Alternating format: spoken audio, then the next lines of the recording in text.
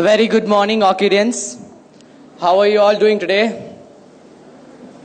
So this is a vibrant morning and you're all awaited here. Do you know why you have assembled here? It's for the Youngestanis conclave, and it's something great initiative. It's a great initiative by the TOS in recognizing innovative solutions around the world. And firstly, I would like to thank the distinguished principal and the distinguished director of TOS for having invited me here and giving me this privilege to address this vibrant gathering this morning in the presence of Mr. Bajaj, the stalwart of automobile industry, who rewrote the history of sports biking in India with his legendary Pulsar that has a global footprint. So I'm indeed very lucky to share this dais with him today. I'm also very blessed to be standing here in a school where Dr. Kalam, the epitome of wisdom and benevolence, had set his foot on 5 years ago. Today, I'll be sharing with you insights of how I invented a device to detect silent heart attacks from merely a small idea. So when I was 13, my grandfather succumbed to a silent heart attack.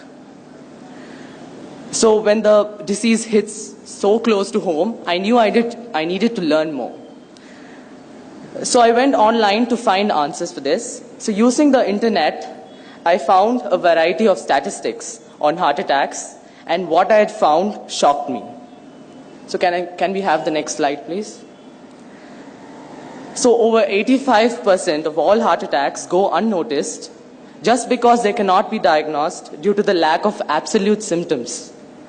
When someone has less than 2% chances of survival, that means less than two people out of every 100 has a chance of survival. Can we have the next slide, please? So why are we so bad at detecting silent heart attacks? The reason: today's current modern medicine is a 60-year-old technique and it's non-proactive. But also, it's extremely expensive, costing roughly about rupees 5,000 for a TROP-T test and more than 1 lakh for a medical treatment post a heart attack, which is certainly not an option for low-income patients. In addition, a heart attack is a non-symptomatic disease. Your doctor would have to be ridiculously suspicious that you're prone to a heart attack to give you a blood test. And for example, when a patient is admitted to a hospital, for instance with a chest pain, doctors draw blood and test for a standard biomarker called troponin, which can indicate cardiac ischemia or oxygen deprivation in the cardiac muscle. However, a critical flaw in the blood test is that they are totally ineffective in the detection of silent heart attacks, which often occur with ambiguous symptoms, if any at all.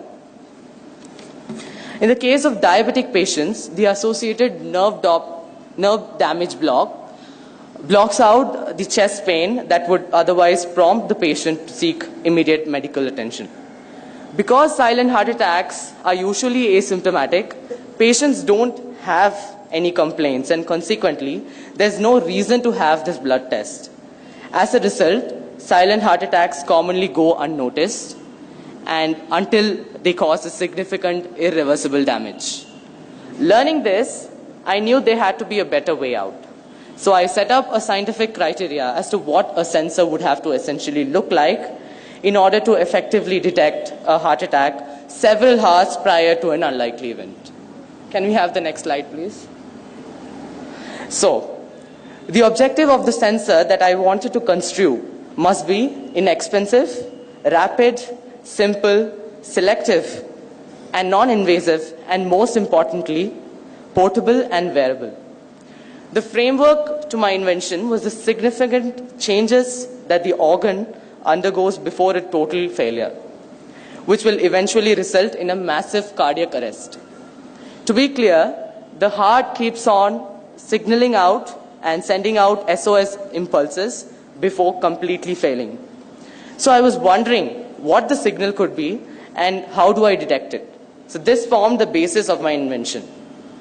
The signal with which the heart is reaching out to you is technically called a cardiac biomarker or a protein that's found at higher levels in your bloodstream on the onset of a cardiac ischemia. This sounds really straightforward, but it is anything but. So you see, you have all this healthy blood and liters of healthy blood, but you're looking for this tiny increase in this tiny amount of protein. So that's almost next to impossible. So then I came across an article on the internet that listed a database of over 8,000 different proteins that are found before a heart attack. Now I decided to go and make it my new mission to go through all these proteins and see which one could serve as an optimal biomarker for a non-invasive detection of these asymptomatic heart attacks. With two conditions in mind. One, it should be a process that incorporates self-diagnosis, and two, it must include early detection. And so I'm just plugging out and chugging out through this gargantuous task, and finally, after innumerable tries, I find my protein. Can we have the next slide, please? And the name of the protein that I located is called FABP3. And it's a protein that's found at levels close to 4 nanograms per ml in normal human beings. But on the onset of a cardiac ischemia, the levels of the protein keeps increasing abysmally. So that's the trigger point. So that's the signal that the heart is giving us. The key is that it is found in the earliest stages of a myocardial infarction or a cardiac arrest. So when someone has close to 100% chance of survival. So now that I'd found a reliable protein to detect, so I then shifted my actual focus to actually detecting that protein, and thus silent heart attacks. Now my breakthrough came in the most unlikely place for innovation, possibly the most unlikely place for innovation, my high school biology class, the absolute abhor or stifler of innovation. So, and I snuck in this article of protein differentiation from where I started my research, and but it was shortly afterwards that I discovered that my once brilliant procedure had something like 1 million holes in it. And over the course of 23 months, almost 23 months, I painstakingly filled each and every one of those holes. And the result? One small patch type sensor that costs rupees 900 and works 24/7. Can we have the next slide, please? So this is the patch. This is the patch type sensor. So, and this makes it about 200 times faster, over 5 times less expensive, and 100 times more sensitive than the current standard of detection. So how does it work?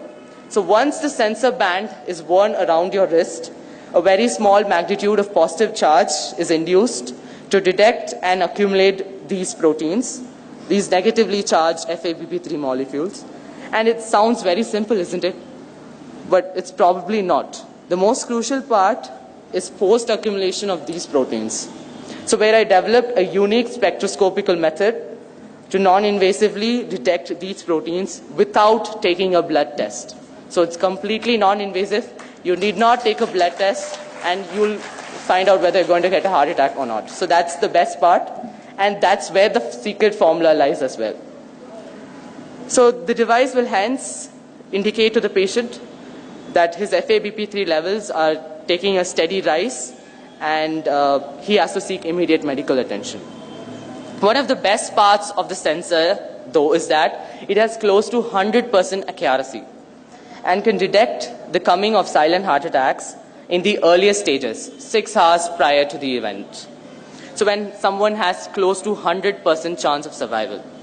The sensor could potentially lift the silent heart attack survival rates from a dismal 5.5% to close to 100%. And so hopefully one day, with the help of these devices, we can always have those loved ones with us.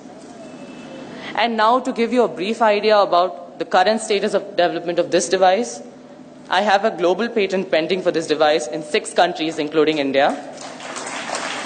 After signing a MOU with AIIMS New Delhi and the Ministry of Health and Family Welfare, Government of India, for the commercial production of the device earlier this year. The device now proudly holds clinical validation from AIIMS New Delhi, Tokyo University of Science, Japan, and the Royal Society of Medicine, London. It is likely to surface out by the end of 2018 for use by the public. Hadn't my parents supported me in all of these endeavors, be it initial funding until I got a grant from the president, or emotional support at the times when I had tons and tons of failures, I wouldn't have been here before you, presenting to you a device that has the potential to revolutionize modern medicine. Fellow friends, just remember, we are still on the shores of a vast ocean of scientific knowledge, which is unfathomable, waiting to be discovered by your inquisitive minds. Step out and make the world better with science. Thank you very much.